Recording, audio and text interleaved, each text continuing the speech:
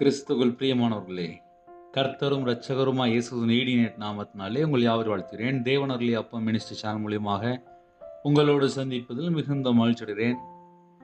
தினம்தோறும் இரவு நேரத்திலே தூங்கும் முன்பாக நாம் ஒரு வேத பகுதியை தியானித்து நம்முடைய குடும்ப பாதுகாப்பிற்காக நாம் ஜெபிக்கிறோம். லூக்கா எழுதின சுவிசேஷம் 6ஆம் அதிகாரம் 27, 28 ஆகிய வசனங்கள்.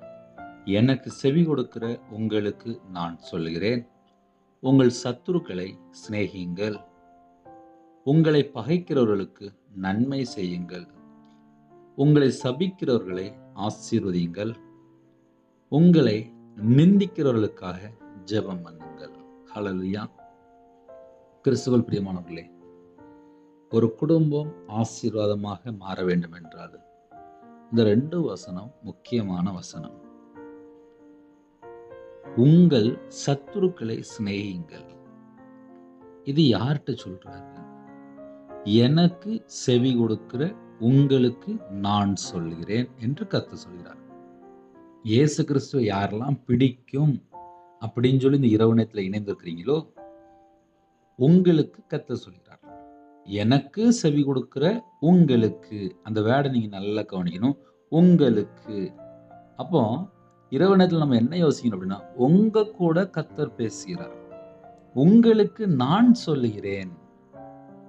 அப்ப கர்த்தரே உங்கள்கிட்ட சொல்றாரு. என்ன சொல்ல வர்றார் அப்படின்னா, உங்கள் சத்துருக்களை சிநேகிங்கள். அதுல ஒவ்வொரு வேர்டிலுமே நீங்க கவனிச்சு பார்க்கணும். உங்களுக்கு, உங்களை அப்படின்னு சொல்லி அழகா எழுதப்பட்டிருக்கு. உங்கள் சத்துருக்களை சிநேகிங்கள், உங்களை பகைக்கிறவர்களுக்கு நன்மை செய்யுங்கள். கொஞ்சம் கஷ்டமான காரியம் தான். வீட்டில் இருக்க மாமியாருக்கே சில வீட்டில் ஒன்றும் கவனிக்க முடியல, மருமகளையும் கவனிக்க முடியல. இந்த பக்கம் பார்த்தா புருஷனை கவனிக்க மாட்டேங்குங்க, அந்த பக்கம் பார்த்தா மனைவியை கவனிக்க மாட்டேங்குங்க. சில ஜபகுறிப்புலாம் வருது, கணவர் சரியில்லை விட்டுட்டு போயிட்டேன், இப்போ நான் தனியாக இருக்கேன், அவங்க தனியாக இருக்காங்க. சில வீட்டில் என் மனைவி என் கூட சேர்ந்து வாழ மாட்டேக்கான்னு சொல்லி இன்னொரு பக்கம் வருது. ஒரு குடும்பத்தில் உன் வீட்டாரே சத்துரு என்று வேதம் சொல்லிடுது. ஒரு குடும்பத்துக்குள்ளே, ஒரு வீட்டுக்குள்ள ஒரு சின்ன பிரச்சனை வருது, ஒரு கசப்பு, ஒரு வெறுப்பு, ஒரு பகை. வீட்டில் ஏதாவது தேவையில்லாம பேசும்போது எத்தனையோ குடும்பத்துக்குள்ள ஏதோ ஒன்று வந்துடுது. ஏன்னா நான் கல்யாணம் முடிஞ்சதுக்கப்புறம் என் வாழ்க்கையில் நான் பார்த்ததில்ல, ஆவிக்குரிய வாழ்க்கையில் வந்ததுக்கப்புறம் சரி, இந்த பூமியில் வாழ்கிற காலத்தில் சரி, நம்ம என்ன பேசுகிறோம் அது ஆப்போசிட்டில் அவங்க எப்படி எடுக்கிறாங்க, ஒரு குடும்பம் எப்படி ஓடுது, ஒரு வாழ்க்கை எப்படி பயணம் அந்த நிதானமாக போகுதா, இல்லை சண்டை போட்டு பிரிஞ்சு போகிறாங்களா, கரடுமுரடான பாதையாக இருக்கா, இது எல்லாம் பார்க்கும்போது இப்போ கடைசி காலத்தில் ரொம்ப படிச்சிருக்காங்க. நாங்கள்லாம் சின்ன வயசுலேயே வேலைக்கு போயிட்டோம். நான்லாம் 11 வயசில் வேலைக்கு போயிட்டேன், ரொம்பலாம் தெரியாது. அப்போ எங்கள் வாழ்க்கையெல்லாம் எப்படி இருக்கும் அப்படின்னா, ஒரு நார்மலான லைஃப்பாக இருக்கும். இப்போ கடைசி காலத்தில் 3-4 டிகிரி வாங்கியிருந்தாங்க. 3-4 டிகிரி வாங்கினவங்க எவ்வளோ தெளிவாக இருப்பாங்க, எவ்வளோ குவாலிட்டியாக இருப்பாங்க. ஒரு சின்ன வார்த்தை, ஒரு மிஸ் அண்டர்ஸ்டாண்டிங் அப்படிம்பாங்க, மிஸ் அண்டர்ஸ்டாண்டிங்னால பிரிஞ்சு போயிருந்தாங்க. ஒரு கணவன் மனைவிக்குள்ள ஒரு சின்ன ஒரு வாக்குவாதம், ஒரு தர்க்கம், சில கோபமான ஒரு வார்த்தைகள், சில குடும்பத்தில் கெட்ட வார்த்தை பேசியிருந்தாங்க, சில குடும்பத்தில் மதுபான அடிமையில் போயிருந்தாங்க, சில குடும்பத்தில் அசுத்தமான பாவத்தில் இருக்காங்க, சில குடும்பத்தில் செல்ஃபோன் பாவத்தில் இப்போ கடைசி காலத்தில் நிறைய இடத்துல கிடக்குறாங்க. ஒரு வீட்டில் ஒரு ஜபகுறிப்பு வருது, என் புருஷன் வராரு, என்கிட்ட பேச மாட்டேங்காரு, அவருக்கு தூக்கம் வர்றது வரையும் 2 மணி 3 மணி வரைய ஒன்லி செல்ஃபோன் தான் கையில் வச்சுருக்காரு, என்கிட்ட பேசவே மாட்டேங்காரு அப்படி சொல்லி வேதனையோடு சொல்கிறாங்க. அப்போ என்ன அர்த்தம் அப்படின்னா, எனக்கு செவி கொடுக்கிற உங்களுக்கு நான் சொல்கிறேன், உங்கள் சத்துருக்களை சிநேகியுங்கள். இப்போ சத்துரு யாரா இருக்கா? நல்லா யோசித்து பார்ப்போமே. என் வாழ்க்கையில் நான்லாம் கர்த்தரை விட்டு தள்ளி போன ஒரு பாவி. எப்படி பிரதர் சொல்கிறீங்க அப்படின்னா, நான் வியாபாரத்தில் தான் வாழ்ந்துட்டு இருந்தேன். எனக்கு ஊழியம்னா என்னன்னு தெரியாது. ஞாயிற்றுக்கிழமை சர்ச்சுக்கு போவேன், காணிக்க போடுவேன், அவ்வளோதான். கையில் பைபிள் எடுத்து கூட ரொம்ப வாசித்தது இல்லை. சராசரி எல்லாரையும் போல படம் பார்த்து நாடகம் பார்த்து கெட்டு போன ஒரு ஆள். இயேசு கிறிஸ்து மீட்டெடுக்கிறாரு, பரிசுத்தாவினால் நிரப்புறாரு, அபிஷேகம் பண்ணுறாரு, ஊழியத்துக்குள்ள வாரம் முழு நேர அபிஷேகம், அழகா தேவன் வழி நடத்துறாரு. ஆனால் பேச்சு மாறணும், குணங்கள் மாறணும், சுபாவங்கள் மாறணும், ஜென்ம சுபாவம் மாறணும், ஆவிக்குரிய வாழ்க்கையில அடுத்தடுத்த ஸ்டேஜ் போய்கிட்டே இருக்கணும். உங்க வாழ்க்கையிலே நீங்க ரட்சிக்கப்பட்டீங்களா? கணவர் ரட்சிக்கப்படாம இருக்காங்களா? ஒருவேளை கணவர் ரட்சிக்கப்பட்டு மனைவி ரட்சிக்கப்படாம இருக்கிறீங்களா? அப்ப நம்ம என்ன செய்யணும் அப்படின்னா, அவங்களுக்காக ஜெபம் பண்ணணும். இது எப்படி பிரதர் சொல்றீங்க அப்படின்னா, என் மனைவி கிட்டத்தட்ட ஒரு 5 வருஷம் எனக்காக ஜெபம் பண்ணியிருப்பா. சர்ச்சில் போய் டெய்லி போய் ஜெபம் பண்ணியிருப்பா. நான் ரட்சிக்கப்பட்டதுக்கப்புறம் நான் ஜெபம் பண்ண ஆரம்பிச்சேன் கண்ணீரோட. பல மணி நேரம் நல்ல தேரிகாட்டில் போய் அழுது அழுது ஜெபம் பண்ண ஆரம்பிச்சேன். இன்று கடைசி காலத்தில் நம்ம வாழ்கிறோம். ஒரு குடும்பத்தில் 4 பேர் இருக்கிறீங்களா? உங்கள் குடும்பத்தில் நிறைய பிரச்சனை இருக்கா? நிறைய காரியம் இருக்கா? நிறைய வேதனையான காரியம் இருக்கா?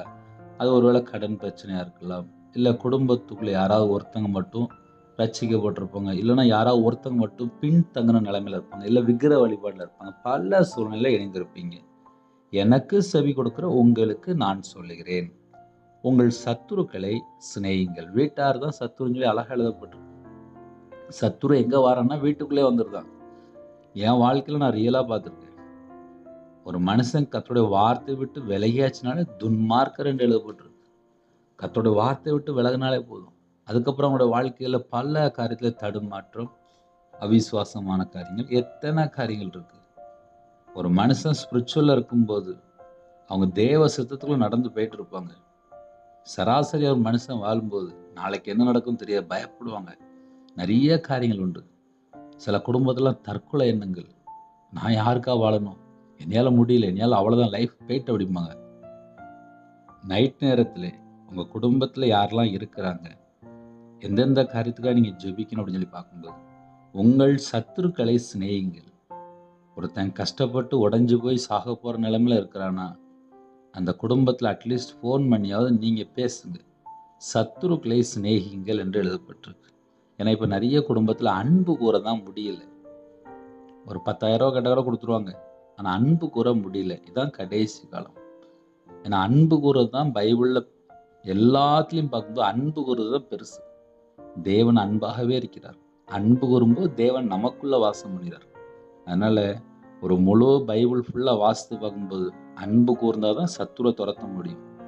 அன்பு கூர்ந்தால் தான் ஆவிக்குரிய வாழ்க்கையிலே நம்ம கரெக்டாக போயிட்டுக்குன்னு சொல்லி அர்த்தம். பரிசுத்தாவின்னு வரும்போது நம்ம எப்படிலாம் வாழணும்னு சொல்லி அழகாக சொல்லி தருவார். எனக்கு செவி கொடுக்கிற உங்களுக்கு சொல்லுகிறேன், நான் சொல்லுகிறேன், உங்கள் சத்துருக்களை சிநேகிங்கள். உங்கள் சத்துருக்களை சிநேகிக்க சொல்கிறார். உங்களை பகைக்கிறவர்களுக்கு நன்மை செய்யுங்கள். ஒரு குடும்பத்தில் 4 பேர் இருக்கிறாங்கன்னா இந்த 4 பேரில் 2 பேர் 3 பேர் எப்படி பார்த்தாலும் ஏதோ ஒரு காரியத்தில் ஒரு பகை மாதிரி வந்துடுது. அது கல்யாணம் முடிய முன்னாடி நகை கேட்டிருப்பாங்க, ரொக்கம் கேட்டிருப்பாங்க, அங்கேருந்தே பிரச்சனை ஆரம்பிச்சிது.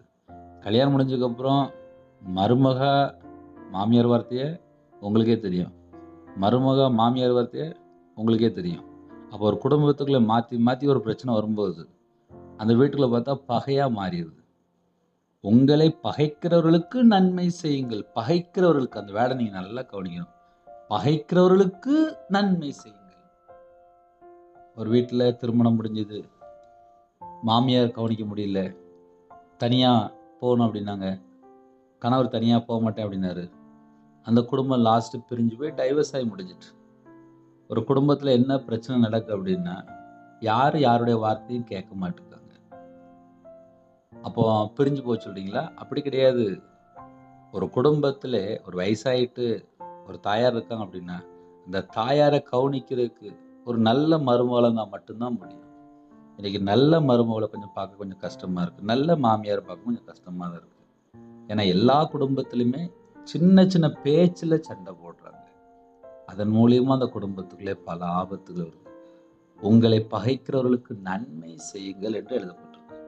அப்போ நம்ம என்ன செய்யணும் அப்படின்னா, பகைக்கிறவர்களுக்கு, நம்மளை யார் பகைப்பா? வீட்டுக்குள்ளே இந்த வேலை செய்யலை அந்த வேலை செய்யலைன்னு சொல்லி வீட்டில் பெரியவங்க சொல்லத்தான் செய்வாங்க. அது அம்மாவாக இருக்கலாம், அப்பாவாக இருக்கலாம், மாமியாராக இருக்கலாம், சொந்தக்காரங்களாக இருக்கலாம், அக்காவாக இருக்கலாம். இதெல்லாம் வீட்டுக்குள்ள உள்ள பிரச்சனை தானே. பகைக்கிறவர்களுக்கு ஏதாவது ஒரு காரியத்தில் இப்படி ஏன் செய்கிற அப்படி ஏன் செய்கிற அப்படிம்பாங்க. அந்த நேரத்தில் அவர்களை நம்ம என்ன செய்யணும் அப்படின்னா நன்மை செய்யணுமா? பகைக்கிறவர்களுக்கு நன்மை செய்யணுமா? உங்களை சபிக்கிறவர்களை ஆசீர்வதிங்கள். நீ எல்லாம் சரிப்பட மாட்ட, நீ எல்லாம் விளங்க மாட்ட அப்படிம்பாங்க. அந்த மாதிரி யாராவது பேசுறாங்களா? சபிக்கிறவர்களை ஆசீர்வதிங்கள். ஒரு குடும்பத்துல ஹையஸ்டா என்ன நடக்கும் அப்படின்னா, வளர்ச்சியை கெடுப்பாங்க. சபிக்கிறவர்களை சபிக்கிறவர்களை ஆசீர்வதிங்கள். அப்ப அந்த கட்டு எப்போ உடையுது அப்படின்னு சொல்லி பார்க்கும்போது, உங்களை யாரெல்லாம் சபிக்கிறாங்களோ, உன்னுடைய வாழ்க்கையில முன்னேற்றம் இருக்காதுப்பாங்க. நீ அவ்வளவுதான் அப்படின்னு சொல்லி யாரெல்லாம் பேசுறாங்களோ, அவர்களை ஆசீர்வதிங்கள். அடுத்த பாயிண்ட், நிந்திக்கிறவர்களுக்காக தேவையில்லாம பேசிட்டு இருக்கிறாங்களா, அவங்களுக்காக ஜெபம் பண்ணுங்க. அப்ப இரவு நேரத்துல இந்த செய்தி நம்ம கேட்கும்போது, நம்ம வாழ்க்கையில, நம்ம குடும்பத்திலே, நம்மளுடைய சொந்தக்காரங்க யாராவது ஒருத்தங்க நம்மளை ஏதாவது சொல்லியிருப்பாங்க. நிறைய குடும்பத்தில் நிறைய தாய்மார்களுக்கு அது ஒரு வேதனையாகவே இருக்கு. இந்த செய்தி நிறைய குடும்பத்தில் தாய்மார்கள் கஷ்டப்பட்டுட்டு இருப்பாங்க. அண்ணன் நாங்கள் உண்மையாக தான் வேலை செஞ்சோம், ஆனால் எங்களை தப்பாக சொல்லிட்டாங்களே அப்படிம்பாங்க. இந்த வசனம் உங்களுக்கு தான். உங்கள் சத்துருக்களை வீட்டாரே சத்துரு. அப்போ சத்துரு எங்கே இருக்குன்னா வீட்டுக்குள்ளே தான் இருக்குது. அதுக்கு நம்ம பகைச்சிட்டு வெளியே எங்கேயும் போக முடியுமா? சில குடும்பத்தில் பகைச்சிட்டு வேற வீட்டுக்கு போயிடுவாங்க. அப்புறம் தள்ளி போனக்கரும் பார்த்தா ரொம்ப கஷ்டப்பட்டுட்டு இருப்பாங்க. வீட்டு வாடகை கொடுக்குறதுலேருந்து எல்லாம் கஷ்டப்பட்டுட்டு இருப்பாங்க. ஜாயிண்ட் குடும்பமாக இருக்கும்போது பார்த்தா கொஞ்சம் கஷ்டப்பட்டுருப்பாங்க. கொஞ்சம் வேலை அதிகமாக இருந்திருக்கும். நான் இவ்வளோ வேலை செய்ய மாட்டேன்னு சொல்லிட்டு தனியாக பிரிஞ்சு போயிடுவாங்க. அதுக்கப்புறம் பார்த்தா அவங்களோட வாழ்க்கையில் பிள்ளைகளை கவனிக்கிறதுலேருந்து குடும்பமாக கஷ்டப்பட்டுட்டு இருப்பாங்க. சத்துருக்களை சிநேகிங்கள். வீட்டில் யார் நம்மளை சத்துருவா இருக்கிறாங்களோ அவர்களை நாம் நேசிக்கும்போது 90% பிரச்சனை உடனே முடிஞ்சிடும். பகைக்கிறவர்களுக்கு நன்மை செய்யுங்கள். வீட்டில் யாராவது பகைக்கிறாங்களா, நீங்கள் வெளியில் போன இடத்துல யாராக இருந்தாலும் சிநேகிச்சிருங்க, முடிஞ்சது. அன்பு கூறுங்க, அவ்வளோதான். அன்பு கூறுங்க அப்படின்னா அன்பு மட்டும் கூறிட்டு பேசாமல் நம்ம வேலையை பார்க்க ஆரம்பிச்சிடணும். சில குடும்பத்தில் என்ன பண்ணுவோம்னா, பகைக்கிறாங்க அப்படின்னு சொல்லிட்டு அவங்க கூட போய் பழகி அப்புறம் வேற வழியில் போயிடக்கூடாது. அன்பு கூறணும், சிநேகிங்கள். சபிக்கிறவர்களே ஆசீர்வதிங்கள். அவங்களை யாராவது நிந்திச்சுட்டே இருக்காங்களா, சபிச்சுட்டே இருக்காங்களா, அவங்கள ஆசீர்வதிங்க, அவங்களுக்காக ஜெபம் பண்ணுங்க. இந்த 2 வசனம் ரொம்ப முக்கியமான வசனம். என் வாழ்க்கையில் பல உபத்திரத்தில் வழியில் வரும்போது இந்த வசனம் எனக்கு ரொம்ப பிடிக்கும். என் குடும்பத்துக்கும் ரொம்ப பிடிக்கும். நீங்களும் ஜெபம் பண்ணுங்க, பிரச்சனை மாறும். ஆனால் நம்ம ஜெபம் பண்ணால் மட்டும்தான் பிரச்சனை மாறும். கண்களை மூடி நாம் ஜெபம் செய்வோம். எங்களை அதிகமாக நேசிக்கலாம் அன்பு நிறைந்த பரிசுத்தமுள்ள நல்ல தகப்பனே, உண்மை நன்றியோடு துதிக்கிறோம், சொல்கிறோம்ப்பா. இந்த இரவு நேரத்திலே அப்பா, எனக்கு செவி கொடுக்கிற உங்களுக்கு நான் சொல்லுகிறேன் என்று உங்கள் பிள்ளைகளோட நீங்கள் பேசுனீங்க. உங்கள் சத்துருக்களை சிநேகிக்க சொல்லியிருக்கீங்க. உங்களை பகைக்கிறவர்களுக்கு நன்மை செய்ய சொல்லியிருக்கீங்க. உங்களை சபிக்கிறவர்களை ஆசீர்வதிக்க சொல்லியிருக்கீங்க. உங்களை நிந்திக்கிறவர்களுக்காக ஜெபம் பண்ண சொல்லியிருக்கீங்க. எங்கள் வாழ்க்கையில் உங்களுடைய வார்த்தைக்கு நாங்கள் கீழ்ப்படிந்து உங்களுடைய சத்தத்துக்கு செவி கொடுத்து அதன்படி வாழக்கூடிய ஜனங்கள் மட்டும்தான்ப்பா ஆசீர்வதிக்கப்பட்ட ஜனங்கள். எங்களையும் அர்ப்பணிக்கிறோம். எங்கள் குடும்பத்தில் என்ன சூழ்நிலை, இந்த இரவு நேரத்தில் என்ன சூழ்நிலை இணைந்திருக்காங்க தேவனுக்கு தெரியும். யாரெல்லாம் தங்களை தாழ்த்துறோங்களோ எல்லா குடும்பத்தையுமே கர்த்தர் பொறுப்படுத்துவங்க. யாரெல்லாம் அர்ப்பணிக்கிறாங்களோ அவங்களுடைய வாழ்க்கையில் என்ன சூழ்நிலை இருக்கோ எல்லாவற்றையும் தேவன் பொறுப்படுத்துவங்க. இரவு நேரத்தில் ஜெபித்த எல்லா குடும்பத்தையுமே சமாதானத்தால் நிரப்பும் ராஜா. சில குடும்பத்தில் தங்களை தாழ்த்துறாங்க, அர்ப்பணிக்கிறாங்க. அவங்களோட வாழ்க்கையில் என்னென்ன காரியத்தில் குறையா இருக்கோ அந்த குறைகளை மன்னித்து கர்த்தர் ஆசீர்வதிங்க. இரவு நேரத்தில் இன்பமான நிறுத்தாங்க. அதிகாலை வேளையில் எழுப்பிவிடுங்க. நைட் நேரத்தில் டியூட்டியில் இருக்காங்க, அந்த குடும்பத்துக்கு சகலவிதமான பாதுகாப்பு தாங்க. டிரைவிங் லைனில் இருக்காங்க, சகலவிதமான பாதுகாப்பு தாங்க. நைட் நேரத்தில் வாலிப பிள்ளைகள், வாலிப பையங்க வெளியில் இருக்காங்க, உங்கள் பிள்ளைகளுக்கு சகலவிதமான பாதுகாப்பு தாங்க. எத்தனையோ இடத்துல ட்ராவலிங்கில் இருக்காங்க, எல்லா குடும்பத்தோட கர்த்தர் கொடுங்க ராஜா. நைட் நேரத்தில் அப்போ கர்த்தரை விட்டு தள்ளி போகிற உலகத்தில் எந்த ஒரு காரியத்தை சிக்கிக்கொள்ளக்கூடாது. நைட் நேரத்தில் சில குடும்பத்தில் தனியாக இருக்காங்க, வெளிநாட்டில் இருக்காங்க, ஹோமில் இருக்காங்க, ஹாஸ்டலில் இருக்காங்க. சில குடும்பத்தில் அப்பா கணவன் மனைவி பிரிஞ்சிருக்காங்க. எல்லா குடும்பத்துக்கும் ஒரு பாதுகாப்பு தாங்க ராஜா. சில குடும்பத்தில் பிரிந்த குடும்பங்கள் மறுபடியும் இணைந்து வாழ முடியுமான்னு ஜெபிக்கிறாங்க. கர்த்தர் இணைத்து தாங்க. விக்கிரத்தில் அப்பா சில குடும்பத்தில் விக்கிரத்தில் அடிமையில் இருக்காங்க. மாந்திரிகம், பிள்ளி, சுனியம், ஏவல் அந்த குடும்பத்தோட சத்துருக்கெல்லாம் அழித்து உங்கள் பிள்ளைகளை மறுபடியும் இணைத்து வைங்க. சந்தோஷமாக மன மகிழ்ச்சியாக இருக்க கர்த்தர் கிருபை செய்யுங்க. இந்த நாளிலும் காலையிலிருந்து இந்த நிமிஷம் வரைய கர்த்தர் எங்களை பாதுகாத்த கிருபைக்காக 1000 மடங்கு ஸ்தோத்திரம், ஸ்தோத்திரம், ஸ்தோத்திரம், ஸ்தோத்திரம் ராஜா. இரவு நேரத்தில் தேவனர்லி அப்போ மினிஸ்டர் மூலமாக இணைந்திருக்க எல்லா குடும்பத்தையுமே உங்களுடைய ஜீவனுக்குள்ள அர்ப்பணிக்கணும். எல்லா ஆத்துமாக்களையும் விசேஷமா நித்திய ஜீவனுக்குள்ளே அப்பா நாங்கள் வரணும்ப்பா, கொண்டு வரணும்ப்பா. அப்போ அந்த கிருபை தாங்கப்பா. எல்லாரும் மனம் திரும்பணும்ப்பா, எல்லாரும் தேவ சித்தத்துக்குள்ள வரணும்ப்பா, எல்லாரும் கனி கொடுக்குற பிள்ளைகளாக மாறணும்ப்பா, எல்லாரும் நற்கிரியை செய்கிற பிள்ளைகளாக மாறணும்ப்பா, எல்லாரும் நன்மை செய்கிற பிள்ளைகளாக மாறணும்ப்பா, எல்லாரும் தான தர்மம் செய்கிற பிள்ளைகளாக மாறணும்ப்பா. கடைசி காலத்திலே வாழ்ந்து கொண்டிருக்கோம். அன்பு தணிந்து போகும் என்று வேதம் சொல்லிதப்பா. எத்தனையோ குடும்பத்தில் ஜெபிக்கிறாங்க. அவனோட வாழ்க்கையில எத்தனையோ காரியத்துல கர்த்தரை விட்டு தள்ளி போற காரியம் தான் இருக்கு. எல்லா குறைகள், குற்றங்கள் எல்லாவற்றையும் கர்த்தர் மன்னித்து, ஒவ்வொரு குடும்பத்தையும் கர்த்தர் ஆசீர்வதிங்க ராஜா. இரவு நேரத்திலே ஜெபிக்கிற எல்லா குடும்பத்திலும் தேவ சமாதானம் நிரப்பு ராஜா. வேலை இல்லாம இருக்கு. வேலை வாசல் திறந்தாங்க. கடன் அதிகமான பிரச்சனை இருக்கு. சில குடும்பத்திலே ஸ்கூல் ஃபீஸ் கட்டணும், காலேஜ் ஃபீஸ் கட்டணும்.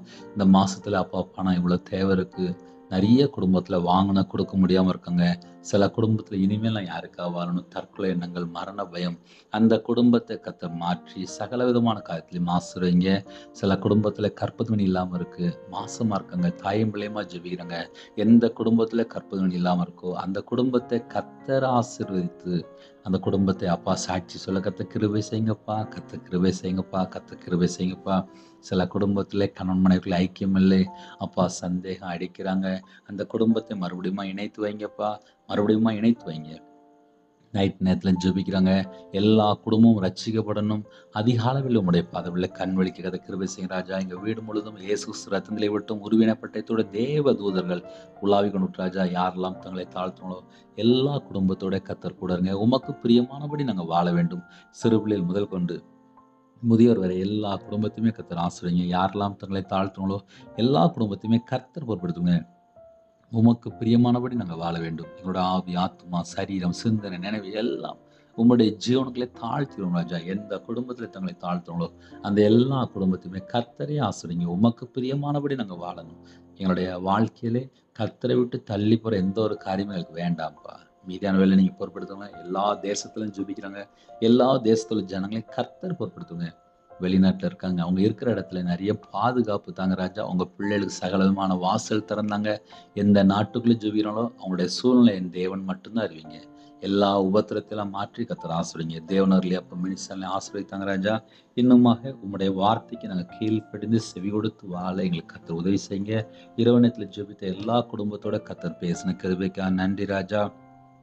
எனக்கு செவி கொடுக்கிற உங்களுக்கு நான் சொல்கிறேன் என்று உங்க பிள்ளைகளோட நீங்க பேசுனீங்க. உங்கள் சத்துருக்களை சிநேகிங்கன்னு சொல்லி முடிச்சிட்டீங்க ராஜா. எந்த குடும்பத்துல சத்துரு அளவுக்கு பிரச்சனை ஓடிக்கொண்டிருக்கும் கர்த்தர் அந்த குடும்பத்தை சந்திங்க. உங்களை பகைக்கிறவர்களுக்கு நன்மை செய்யுங்கள்னு சொன்னீங்க ராஜா. யாரெல்லாம் பகைக்கிறாங்களோ அந்த குடும்பத்துக்கு நன்மை செய்ய கர்த்தர் கிருபை தாங்க ராஜா. உங்களை சபிக்கிறவர்களை ஆசீர்வதிங்கள்னு சொன்னீங்க ராஜா. யாரெல்லாம் சபிக்கிறாங்களோ அந்த குடும்பத்தை ஆசீர்வதிக்க எங்களுக்கு கிருபை தாங்க ராஜா. உங்களை நிந்திக்கிறவர்களுக்காக ஜெபம் பண்ணுங்கள்னு சொன்னீங்க ராஜா. எந்த குடும்பத்துல நிந்தையில வாழ்ந்து கொண்டிருந்தாலோ அந்த குடும்பத்தை அப்பா ஆசீர்வதித்து ஜெபிக்க கர்த்தர் கிருபை செய்யுங்க. இரவு நேரத்தில் ஜெபித்த எல்லா குடும்பத்திலுமே தேவ சமாதானம் நடட்டும். கர்த்தர் பொறுப்படுத்துங்க. உங்க நாம மட்டுமே விடட்டும். உங்களுடைய ஜீவன்களை தாழ்த்தி விடணும். துதிகான மகிமை எல்லாம் ஒருக்கை செலுத்திடும். இயேசு கிறிஸ்து பிதாவே ஆமீன். கர்த்தராகிய இயேசு நாமத்தினாலே உங்களை யாவரையும் வாழ்த்துகிறேன். இரவு நேரத்தில் செல்போனில் தேவையில்லாமல் அடிமையாக இருக்க வேண்டாம். சீக்கிரமாக படுத்துவங்க. அதிகாலையில் 3 மணிக்கு ஜெபிக்கிறோம். அதையும் தொடர்ந்து கேளுங்கள். என்னுடைய ஊழியக்காக தொடர்ந்து ஜெபித்துக்கொள்ளுங்கள். 9363064181 நம்பர் தொடர்பு கொண்டால் நாங்கள் உங்களுக்காக குடும்பத்தை ஜெபிப்போம். God bless you. Thanks for watching. Please subscribe our channel. Click the like and share. Click the bell. God bless you.